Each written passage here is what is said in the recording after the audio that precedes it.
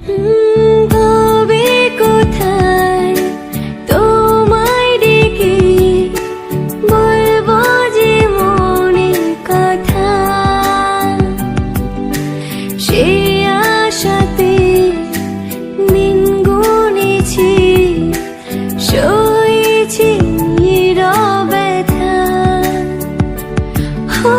কাছে পেয়ে এমন আমার তোমাকে শোনাতে চাই, ভালোবাসি তোমায়, ভালোবাসি তোমায়, ভালোবাসি তোমায়, ভালোবাসি তোমায়।